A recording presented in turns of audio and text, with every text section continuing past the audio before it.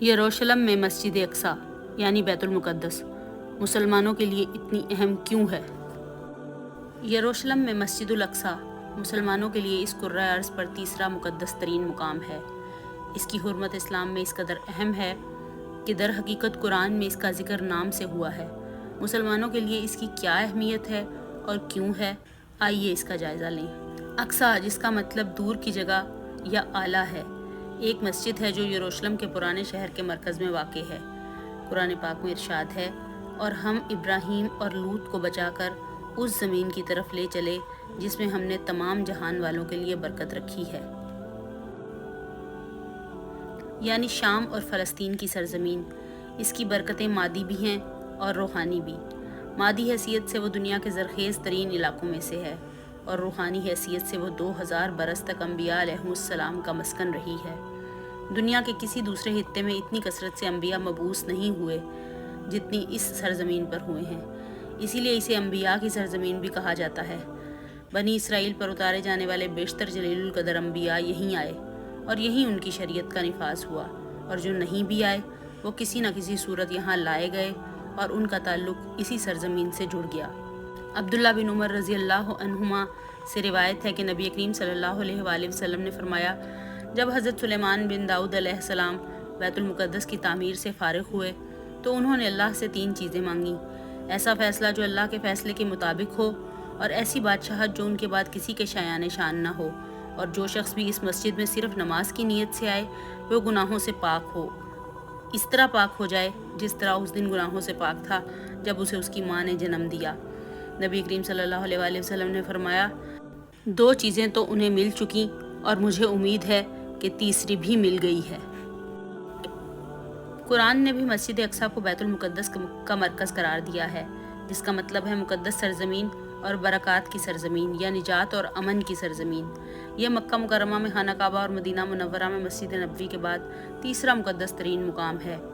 یہ زمین پر قائم ہونے والی دوسری عبادت کی جگہ یعنی مسجد ہے جو مکہ میں خانہ کعبہ کے 40 سال بعد یروشلم میں تعمیر کی گئی۔ حضرت ابو ذر رضی اللہ عنہ سے روایت ہے، کہا، میں نے عرض کی، اے اللہ کے رسول، کون سی مسجد جو زمین میں بنائی گئی پہلی ہے؟ آپ نے فرمایا، مسجد حرام۔ میں نے پوچھا، پھر کون سی؟ فرمایا، مسجد اقصی۔ میں نے پھر پوچھا، دونوں کی تعمیر کے مابین کتنا زمانہ تھا؟ آپ نے فرمایا، 40 برس۔ مشکات المصابیح کی ایک روایت کے مطابق سیدنا ابو ہریرہ رضی اللہ عنہ سے روایت ہے کہ نبی کریم صلی اللہ علیہ وآلہ وسلم نے فرمایا، مسجد حرام، مسجد نبوی اور مسجد اقصی کے علاوہ کسی بھی جگہ کی طرف بطور خاص سفر نہ کیا جائے، یعنی زیارت اور ثواب کی نیت سے صرف 3 مقامات کی طرف سفر کی نیت کریں تو اس میں سے ایک مسجد الاقصی ہے۔ بیت المقدس وہ جگہ ہے جہاں سے اللہ تعالیٰ ہمارے پیارے نبی صلی اللہ علیہ وآلہ وسلم کو معراج کے سفر پر لے گئے۔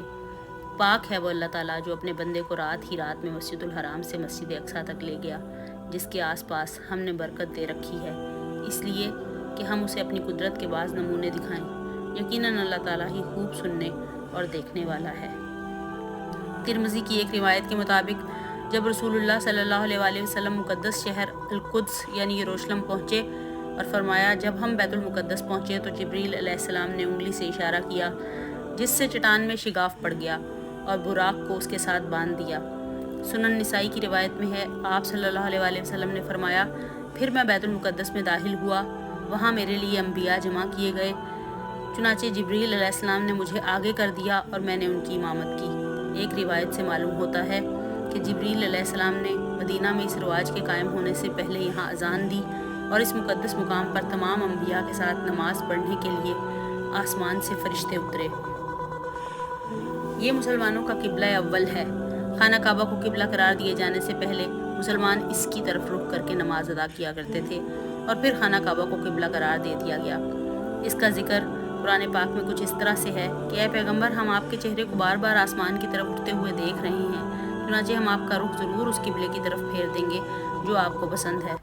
لو اب اپنا رخ مسجد حرام کی سمت کر لو، اور آئندہ جہاں کہیں تم ہو اپنے چہروں کا رخ نماز پڑھتے ہوئے اسی کی طرف رکھا کرو، اور جن لوگوں کو کتاب دی گئی ہے وہ خوب جانتے ہیں کہ یہی بات حق ہے جو ان کے پروردگار کی طرف سے آئی ہے، اور جو کچھ وہ کر رہے ہیں اللہ تعالیٰ اس سے غافل نہیں۔ یہی وجہ ہے کہ مسجد الاقصیٰ دنیا بھر کے مسلمانوں کے لیے زمین کا بس ایک ٹکڑا نہیں ہے، بلکہ مسلمانوں کے نزدیک اس حرمت کی جگہ پر اسرائیلی حملے کو اسلام پر حملے کے طور پر دیکھا جاتا ہے۔